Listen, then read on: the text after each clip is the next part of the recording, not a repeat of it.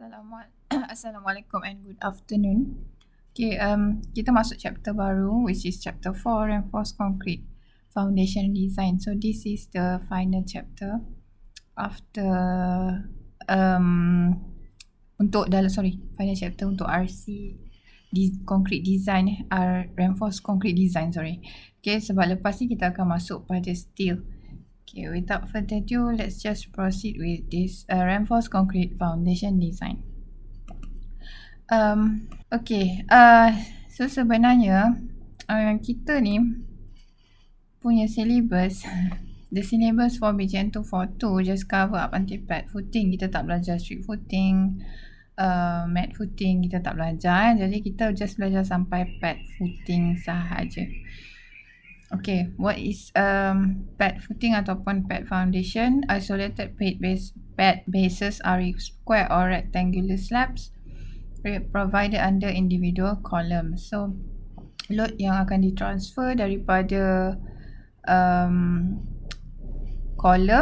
individual column akan transfer pada pad foundation. Okay, tak sama macam jenis-jenis foundation lain lah, dia just transfer daripada column. They spread concentrated column load safely to the ground and may be axially or eccentrically loaded. What does this mean? Meaning that perhaps kalau axially dia akan macam betul-betul dekat tengah-tengah ya. Tapi kalau katakan dia eccentrically loaded, meaning dia mungkin dekat loading dia tak betul-betul bukan dekat axis. Mass concrete can be used for lighter foundation if the underside of base lies inside the dispersal angle of 45 degrees. Otherwise, reinforced concrete pad is required. Okay, whether you can use a lighter foundation, contohnya pakai mass concrete saja ataupun teruskan saja pakai reinforced concrete pad foundation. Sebab reinforced concrete foundation pad footing ni mungkin boleh jadi mass concrete saja, tak ada reinforcement. Okay, but for what we going to learn about reinforced concrete pad footing lah, how to design it. Okay, the general procedure to be adopted for design of pad footing is as follows. What we need to calculate, the plan area, meaning the size of the footing using serviceability load. Okay, so sebelum ni you ada belajar ULS and SLS, which is ultimate limit state and serviceability limit state. Jadi sekarang masih kira ultimate load. So itu adalah to cater the ultimate limit state punya requirement. Okay, bila kita kira untuk serviceability load to cater SLS lah, okay, which is the serviceability limit state. And then determine the reinforcement areas required for bending using the ultimate load. You still need to calculate the ultimate load untuk dapatkan AS, and check for punching shear and traverse shear failures. So kita kena check juga failure yang lain, whether soon our footing will deteriorate because of this failure. Alright, so this one I can explain nanti, but just to give you some ideas lah. Okay, yang shaded area critical section for bending. So area yang ni yang kita akan kira untuk design for AS, ataupun untuk design macam kita nak letak bar. Okay, kita nak letak bar. Okay, and then we have here like vertical shear and punching shear. So ini adalah because of transverse shear. Vertical shear ni transverse shear yang akan cause the shear failure. Ini area yang kita akan kira. And punching shear, okay, this is the area that we going to calculate. Okay, so kita akan kena kira area-area ni semua because of this area yang prone for punching shear and this area yang prone for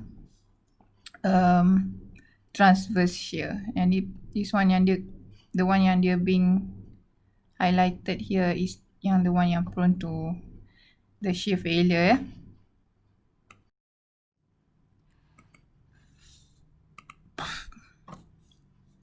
Alright, and then we must know some apa kita panggil apa itu bearing capacity okay, because basically bila kita design ni is actually based on the bearing capacity ataupun capacity tanah yang tempat kita nak transfer the load daripada footing tu sendiri. Okay, so bearing capacity is the capacity of soil to support the load applied to the ground. Okay, so kita kena tahulah because later on daripada foundation tu, whatever that come to the foundation, the loading that being transferred to the foundation will be transferred to the ground. So we must know the bearing capacity of the ground. So self-bearing pressure is the maximum pressure which the soil can carry safely without risk of shear failure. It is equal to the net self-bearing capacity plus original overburden pressure.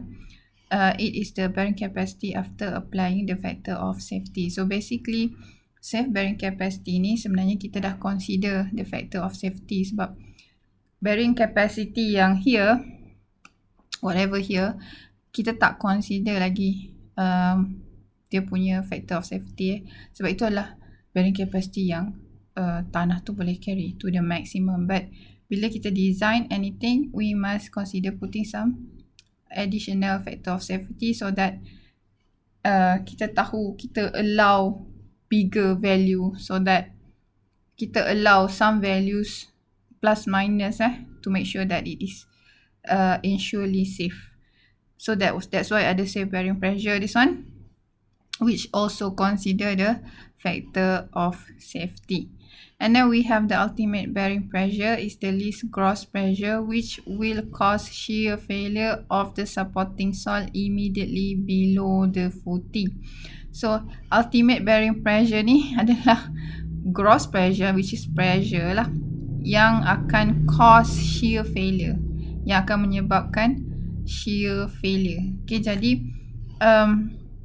ultimate bearing pressure ni kita kira on the footing itself lah. So macam self bearing pressure ni meaning safe bearing dekat ground tu. Okay, but ultimate bearing pressure ni bearing pressure yang paling tinggi yang menyebabkan footing to fail, soil to fail immediately below the footing. Maksudnya bila dah ada transfer load and such, so footing tu akan menyebabkan ground itu fail. So itu adalah ultimate bearing pressure.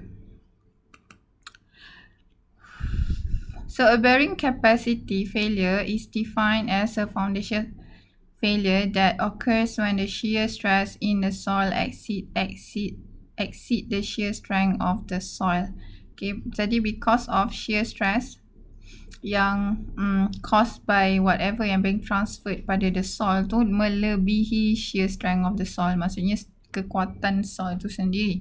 Bearing capacity failure can be grouped into 3 categories as follows. We have general shear, local shear failure and punching shear. So we're going to look at one by one. So general shear, a continuous failure surface developed between the edges of footing and the ground surface. Okay, jadi you ada footing kat sini kalau tengok gambar, and then you ada ground surface here.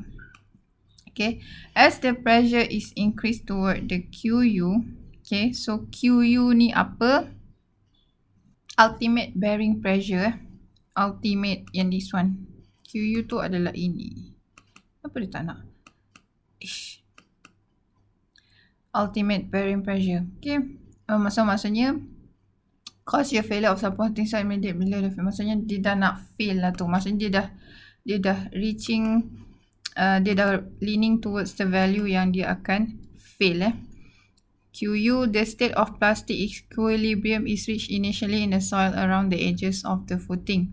So plastic equilibrium ni maksudnya soil mass ataupun portion of soil mass maksudnya soil kat bawah tu dia dah deform. Maksudnya bila dia dah deform, so ultimate shearing resistance ni akan mobilize. Maksudnya apa maksudnya dia mobilize? Dia nak resist the deformation tu. So ultimate shearing resistance ni dah bergerak.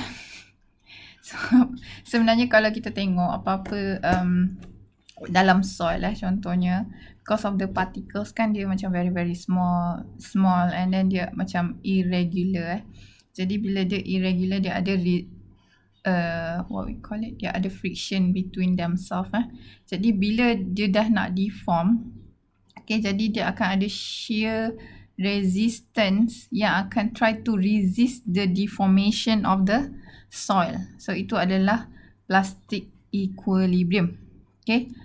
Initially in the soil around the edges of footing, a wedge of compressed soil 1. So kalau tengok 1 dekat bawah ni, 1 is dekat bawah ni.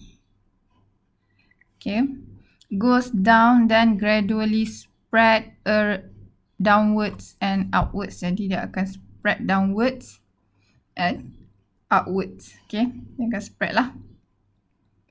Ultimately, the state of plastic equilibrium is fully developed throughout the soil above the failure surface. So akan jadi dekat sini lah, above the failure, dekat number 2. Because of dia dah spread dia dah beralih, the resistance tu, dia dah beralih. Heaving of the ground surface occurs on both sides of footing, although the final slip movement will occur only on the side accompanied by tilting of the footing. So heaving dekat sini maksudnya ground, you punya ground surface ni akan, what we call it, naik benjol. Dia akan ada movement kan. So you punya ground akan beralih dan ternaik ke atas lah. Sebab you punya ni kan dah beralih. Tanah you kat sini, soil ni kan dia dah beralih. Jadi akan ada tanah dekat sini akan ternaik lah. Ini akan termasuk ke dalam dan dia akan ternaik so akan terjadinya tilting, meaning that this foundation akan tilt, mungkin akan sengit lah. Tapi sengitnya taklah teruk mana. Tapi it's affect your structure because benda ni yang support dekat bawah. So a slight tilting pun akan cause a lot of effect to your structure. This area are initially prevented from moving outwards by passive resistance on the soil wedges. So sebenarnya whatever here dia akan resist. Sebab ni nak naik ni. Ni dah beralih sini. And then soil ni, the one yang here, because of soil kan dia ada weight dia kan. So dia akan try to stop the movement of the soil. Once this passive resistance is overcome, movement take place and bulging of soil surface around the foundation occurs. So if this one fail, dia tak dapat passive resistance ni cannot resist the force that coming from all from this direction whatsoever. So akan ada bulging of the surface soil around the foundation occur. With general shear failure, collapse is sudden and is accompanied by tilting of foundation. So collapse, soil akan collapse, then foundation you akan terus tilt. This mode of failure is typical for soil of low compressibility. For example, dense or stiff soil, and the pressure settlement curve is of the general form shown in figure 8.1. So ini adalah low compressibility soil, bukannya macam high compressibility soil. Contohnya macam clay, macam tanah gambut, macam tu adalah macam tanah gambut lah. But low compressibility soil meaning macam cost aggregate, macam pasir macam tu. So sand, dia adalah low compressibility soil. So this kind of thing happen usually on that kind of soil. So pressure settlement curve ni, mana gambar dia? So this is the pressure settlement curve. So if you see, ini adalah failure mode number 1. So the pressure dia lebih tinggi and akan ada settlement of soil. Settlement tu macam kemendapan apa bahasa dia? Okay, mendap. I don't know bahasa Melayu. Okay, jadi kalau you tengok kat sini, so this is the graph And also, if you look at around this area, so you nampak kat sini ada bulging. Yeah. Because of whatever area number 3 ni, dia dah cannot support, dia dah cannot resist whatever the force that coming from above here. The so dia akan ternaik lah bulging and you punya what we call it, this foundation will slightly settle and it will be tilt lah. Okay. And then the next one we have a local shear failure. Okay, tadi adalah general shear failure. So this one adalah local shear failure. Ni general shear failure. For local shear failure, the failure pattern developed is of the same form of general shear failure, but only the slip surface immediately below the foundation are well defined. Okay, kalau macam general shear failure tadi, maksudnya sekarang slip surface tu maksudnya kan you tengok bulging besar dekat tepi tu kan, so itu adalah area yang affected lah senang cerita So kalau local shear failure, dia takkan effect sampai area-area dekat tepi tu. Okay. Shear failure is local and does not create a large zone of plastic failure which develop with general shear failure. Okay, so maksudnya dekat tepi-tepi tu takkan tak banyak ter-effect lah, tak macam local shear failure. Some heaving of the soil around the foundation may occur, but the actual slip surface do not penetrate the surface of soil and there is no tittling of the foundation. Jadi takkan sampai surface of soil, maksudnya atas lah, takkan sampai atas. Macam nak lukis ni punya foundation kan. Okay, jadi dia akan drop jatuh ke bawah. Okay, takkan sampai this atas ni lah. Jadi bulging is not very nampak Some heaving of soil around the foundation may occur. Akan ada sikit lah heaving, macam upward movement of the ground. Mungkin akan ada sikit, but not as much as general shear failure. Okay, dia tak penetrate sampai surface of the soil. So local shear failure is associated with soil with high compressibility. So because of this one, kalau you tengok yang general shear failure dia low compressibility soil, meaning because of dia tak boleh nak compress, so tanah you bergerak because of the pressure that transferred by the foundation. But for local shear failure, it is for the high compressibility soil, meaning that pressure that come from the foundation yang press soil tu untuk settle. Okay, jadi untuk mendap, untuk compress, dia akan jadi compress. Okay, so this one contohnya macam high compressibility, macam contohnya macam tanah gambut or clay and such. So it is a high compressibility soil Alright, so this is what happened lah. Just a slight bulging, tak banyak. Heaving of the ground is not too much Okay, tak besar, and slip surface dia lebih well defined.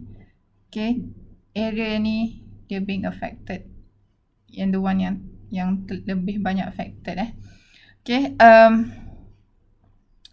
okay. And then last kali we have this punching shear occur when there is relatively high compression of the soil under the footing accompanied by shearing in the vertical direction around the edges of the footing. Okay, this is downward movement of foundation caused by the soil shear failure only occurring along the boundaries of the wedges of soil immediately below the foundation. There is a little bulging of surface of soil and no slip surface can be seen. There is no heaving of the ground surface away from the edges and no tilting of the footing. Relatively large settlement also characteristic of this mode. Okay, punching shear failure will also occur in soil low compressibility if the foundation is located at considerably depth. In general, the mode failure depends on compressibility and the depth of foundation is relative to its breadth. Okay, so sebenarnya kalau katakan you provide foundation kan. Okay, if you compare, katakan this is 3 meter by 3 meter. Okay, and sama lah. Katakan I letak 0.6 meter depth dia. But if you compare here, this one is 2.5 meter and 2.5 meter. Okay, and this is 0.6 meter. So the one yang akan lebih mengalami this punching shear contohnya because of dia punya breadth dia kecil. Okay, bila kecil dia lebih senang termasuk ke dalam compared to the one yang ada surface lebih besar, to resist surface lebih besar for friction, so that dia akan susah untuk masuk untuk termasuk, untuk being pushed downwards because of compression of the soil. Okay, jadi normally punching shear ni lebih simple. If you see here, okay, so this is what happened. Dia tak ada bulging, tak ada apa, but the foundation is being pushed downwards because of high compression and this is what happened. Alright. Okay, I hope you understand that. Ada lagi. Okay, so apa tadi? Okay. Alamak. Alright, and then we have size of base. So this is, ini kita dah masuk untuk parts yang kita nak design. Okay. So the area required is found the characteristic loads including the weight of the base. Okay, so kita nak cari, because of the first thing yang tadi ada cakap, kita nak cari area. Okay, berapa dia punya dimension of the footing. Okay, dia punya size lah.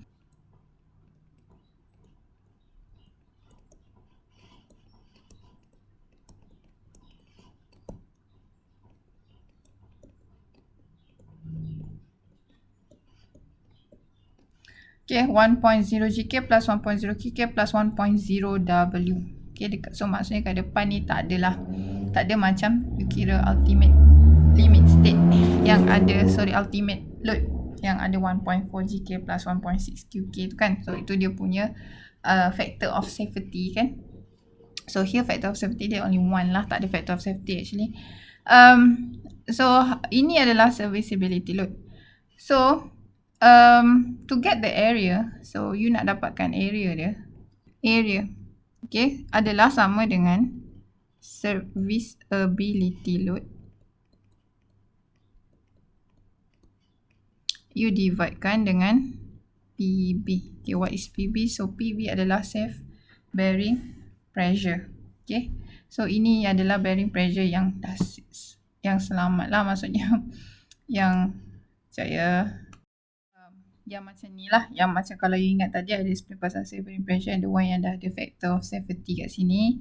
So ini adalah bearing pressure yang you dah darabkan dengan factor of safety. But normally the value is given in the question, so you tak perlu nak susah-susah nak kira berapa dia punya factor of safety and such.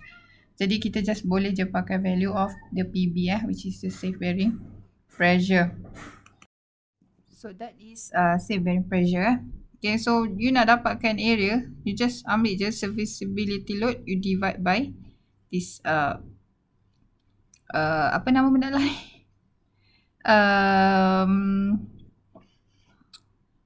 Safe bearing pressure. Okay, so bila you dapat area ni, okay, so area ni maksudnya you punya, so ini adalah area you punya foundation ya. Okay, so jadi kat sini kalau you nampak LX, LY ni sebenarnya ini. Kenapalah? Okay, so LX, salah. LX and LY. Okay, jadi inilah dia area ni lah. Okay, so kita akan dapat, sebab biasanya kalau kita design for foundation, bed footing, kita akan assume dia adalah square foundation. Okay, jadi kita just square rootkan saja value of area ni. So kita akan dapat berapa satu side value of LX, which is akan sama dengan value of LY lah. Okay, alright. So after that, after we calculate the value dia punya area and such. Kita kena kira juga ultimate design load as usual using the formula of 1.4 GK plus 1.6 QK. Okay. Okay, and we have this ultimate earth pressure punya formula. Okay, ultimate earth pressure ni, we need this value because kita dah dapatkan dia punya area tadi. Okay. Okay, and then we already calculate the design load. Maksudnya sekarang ni ini adalah design load kita. Maksudnya berapa loading.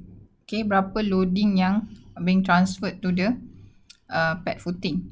Okay, and daripada loading tu kita nak tahu untuk 1 meter square berapa kilonewton yang akan being transferred. Okay, to the ground lah. Okay, jadi ultimate earth pressure daripada design load tadi, ultimate design load itu you bagikan saja dengan area dia.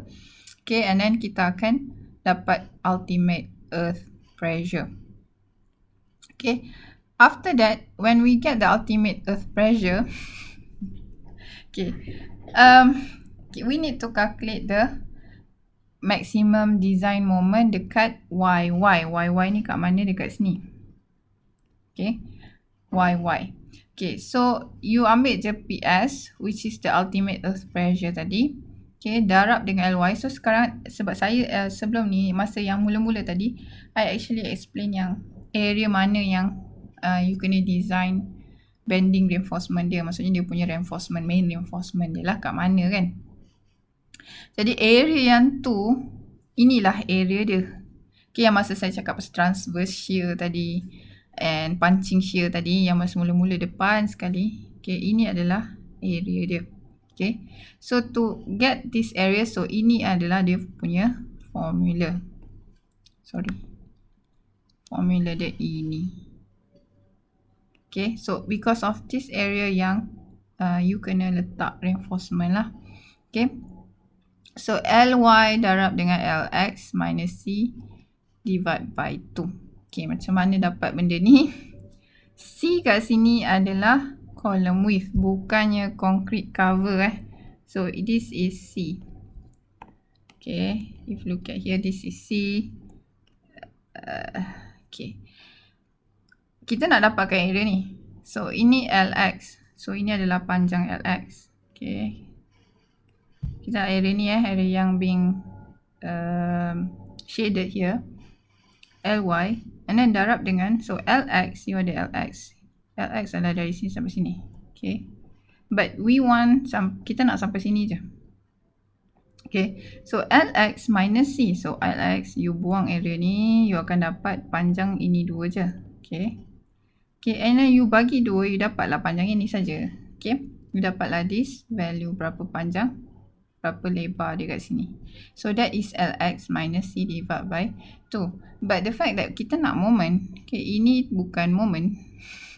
Okay, bila we want moment, as usual kita kena darab daripada centroid pergi ke kat mana point yang kita nak cari tu. Okay, so mestilah daripada centroid of this shaded area. So how we going to get this value? So you know that panjang ni adalah Lx minus C divided by 2.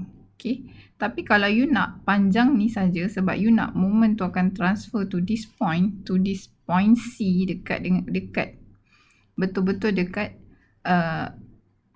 face of the column ni.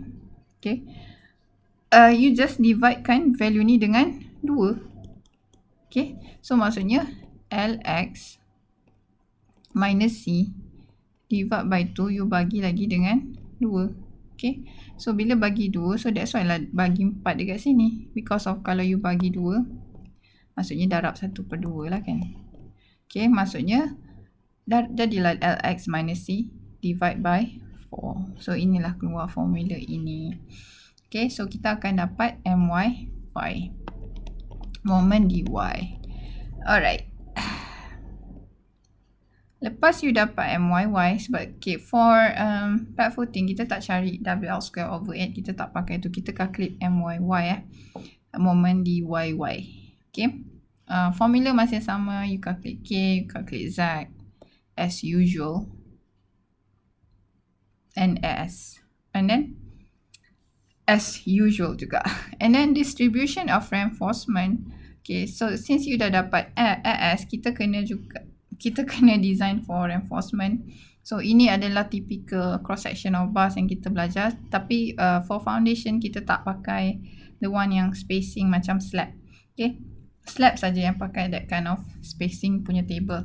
So for footing kita akan pakai, masih lagi pakai cross section of bars table. Okay, kita dah dapat suitable, but we need to know the distribution of reinforcement. Where LC exceed 3C over 4 plus 9D over 4, 2/3 of required reinforcement should be concentrated within a zone from center line of column to a distance 1.5D from the face of the column. What does this mean? Okay, bila LC lebih daripada 3C over 4 plus 9D over 4. Okay, 2/3 daripada AS akan concentrated within a zone from the center line of the column. Okay, a zone from the center line of the column. So, center line of the column you kat sini. Column you tengah-tengah ni kan. Okay. To a distance 1.5D from the face of the column. Okay. So, ke 1.5D kat sini. So, 2/3 akan concentrated dekat area ni. Okay, 2/3 AS. Dan 1/3 lagi akan concentrated dekat this area. I tukar colour. Okay, 1/3 lagi akan duduk dekat sini. Okay. So, itu yang you kena tahulah. Macam mana cara nak kira benda ni macam mana cara nak design for reinforcement. Otherwise, the reinforcement should be uniformly distributed over LC. Okay, LC ni apa? LC ni sebenarnya adalah LX divided by 2. LX divided by 2. LX. Okay, you bagi je 2, you akan dapat LC. Okay, kalau LC lebih besar daripada this value 3C over 4 plus 9. Apa 3C over 4 ni? C ni column width, bukan concrete cover. Ya. Yeah. And D ni adalah effective depth as usual lah. Okay. Kalau value LC you bagi 2 ni, katakan 3000 lah. 3000 dah 3000 bagi 2. You dapat 1500. Lebih besar daripada value yang you kira dekat sini, you akan kena design dia macam ni. However, kalau LC is less than 3C over 4 plus 9D over 4, means that dia akan uniformly distributed. Tak ada yang concentrated. You punya AS akan uniformly distributed kat semua area of the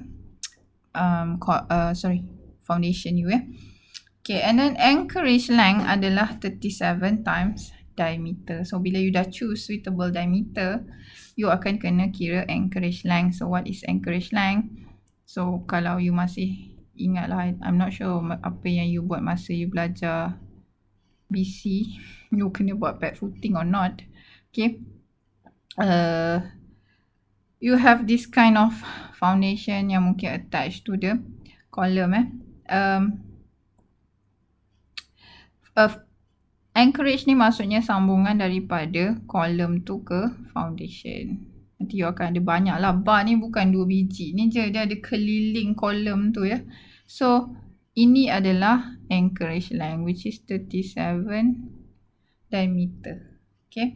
Panjang anchorage length ni lah untuk ke sambungan ke foundation. Alright. Okay. Cross section of bar masih pakai sama. And then cracking clause, the bar spacing, sebab kita kena juga kira spacing of bar. must not exceed 3D or 750 by the reinforcement percentage. Lantak dia lah pembenaran ayat kat sini. You just kena ingat ini saja. Maksudnya sekarang bila you kira-kira, you must make sure that spacing yang you dapat tu tak tahu berapa, mesti lebih kecil lah, not exceed. Okay, sebab foundation ni kita worry dia lebih exceed daripada dia rapat sangat. Okay, dia terlebih berjarak. Okay, 3D, D ni kat sini effective depth ataupun 750, which one less? Okay, DU katakanlah kalau DU 400, effective depth you 400 darab 3 dah 1200. So kalau 1200 lagi besar pada 750, you compare dengan 750. Okay, tapi kalau D you less than that, contohnya 200. Okay, so 200 times 3 adalah 600. So you akan compare dengan 600 3D tu. Okay, and then nominal cover, for foundation you kena ingat C ni ada dua.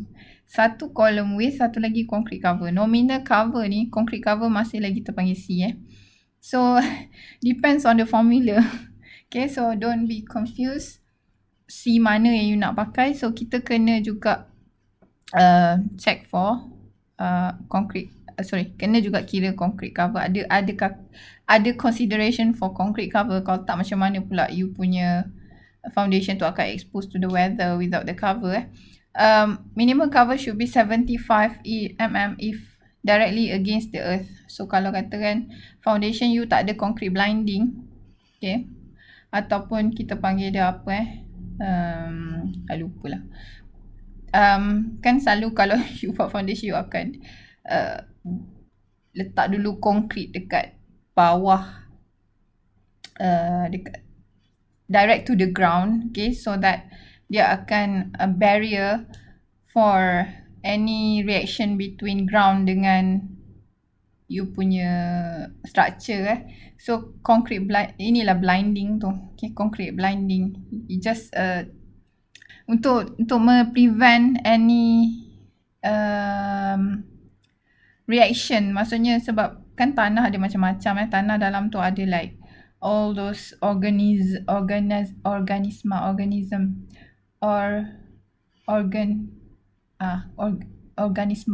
okay, yang akan ada reaction dengan water and moisture and such. Ada macam-macam benda dekat dalam tanah tu, and if it's directly in contact with your structure ataupun especially what we call it, especially reinforcement. So reinforcement you akan deteriorate, maksudnya mungkin akan rust, mungkin akan pecah and such. Jadi to avoid that, we need to put like some sort of protection. Okay, jadi mungkin ada concrete blinding. Okay, kalau you cast this foundation directly against the earth, maksudnya directly, so you kena provide 75 mm. Tapi kalau ada concrete blinding, ada protection, you just provide 40 mm sahaja. Okay, alright. Alright. And then we have the vertical transverse shear formula. Design shear force due to ultimate load. So we need to find this V in order to calculate the design shear stress at cross section. But because we know that the vertical or transverse shear only affected at this area, the one shaded here, shaded dekat sini. Okay, jadi we need to calculate the design shear force due to ultimate load. Tapi kita kena pakai area yang at this area. Okay. Okay. How do we find this area? You know that bawah ni 1.0D. So D ni adalah effective depth. So kalau katakan effective depth dia 500. Okay, katakan you punya ni 2500. Okay. Okay, 2500 and you punya column mungkin 350. Alright. So macam mana kita nak dapatkan berapa panjang lebar, berapa lebar this thing, because kita nak dapatkan area dia ya. Actually because kita dah tahu A tu area, so LY ni 2500 lah. Ini LY kan, LY 2500, LX ni LX Alright, so LY 2500, area ni 2500 darab dengan berapa?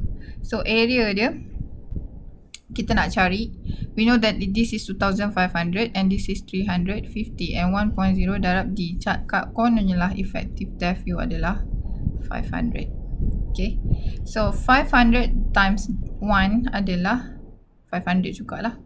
So kalau kat sini adalah 500.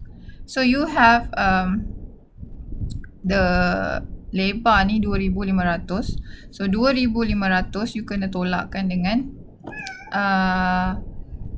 350, which is dia punya column width. Okay, contohnya we have 2500, so kita kena tolak dengan column width which is 350.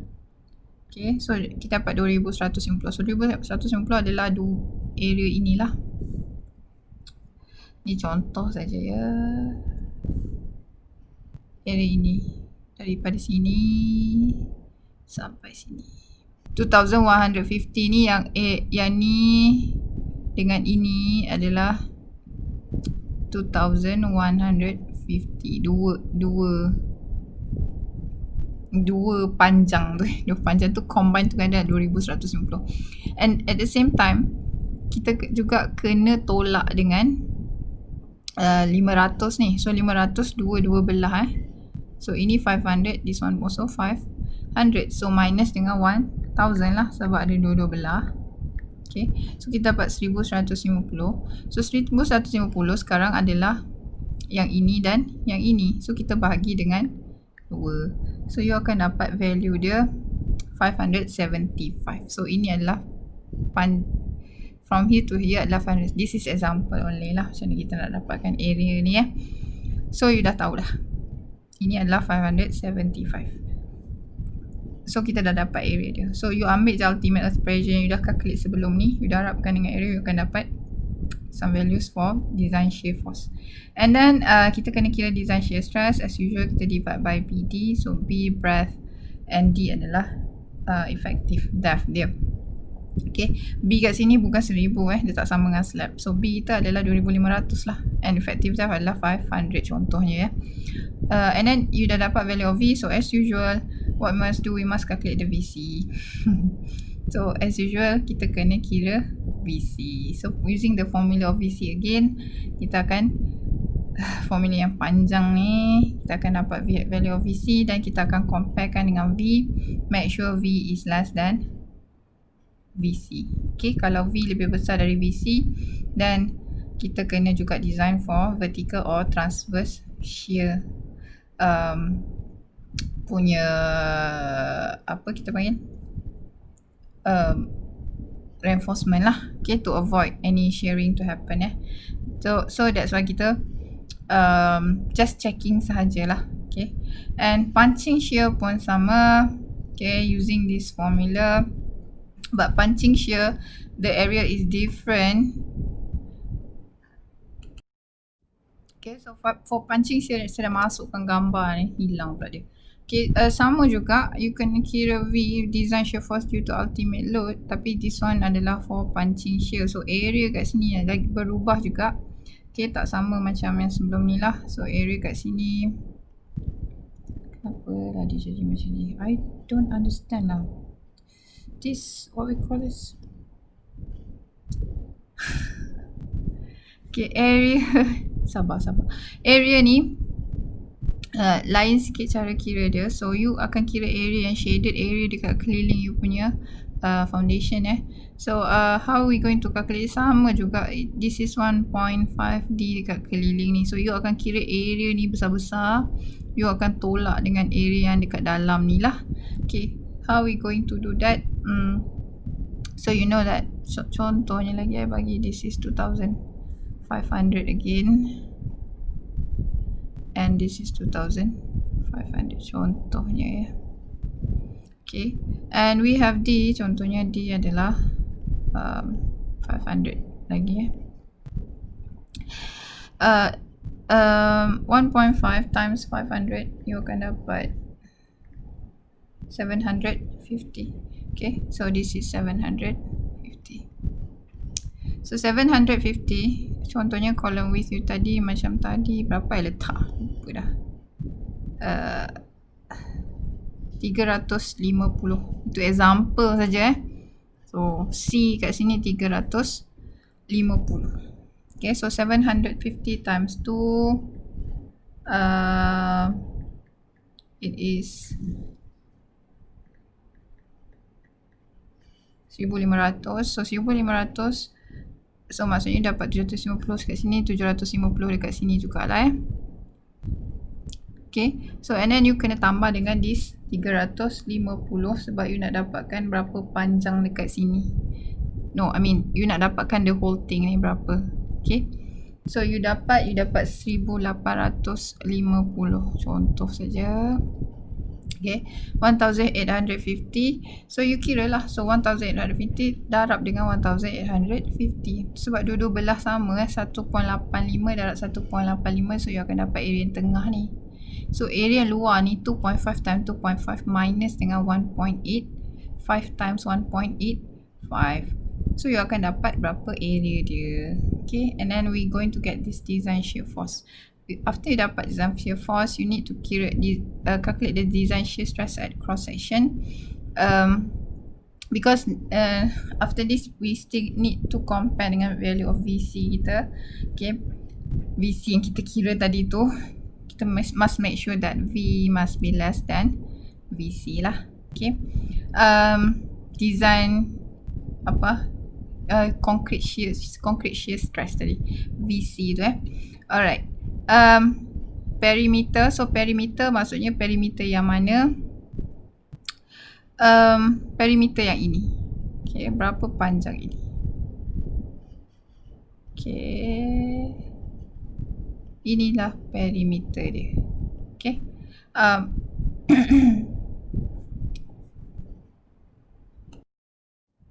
so perimeter ni jadi senang saja. So you dah dapat 1850, you darab dalam 4. 1850 sini, 1850, 1850. You dah dapat dia punya perimeter. You dah dapat dia punya one side ni berapa kan, sebab dia sama saja. So you get the perimeter or circumference So 1.85 times 4, you dapatlah value of perimeter here, and you darab dengan effective depth, and you will get the value of design shear stress at cross section compare with VC. Then if it's less, then it is okay lah. So maksudnya takkan terjadinya punching shear failure. Alright, so enough. So that's it for today. I just want to teach about the theory of the pad foundation before we move on to the calculation next class. Okay, thank you so much. Have a nice day everyone.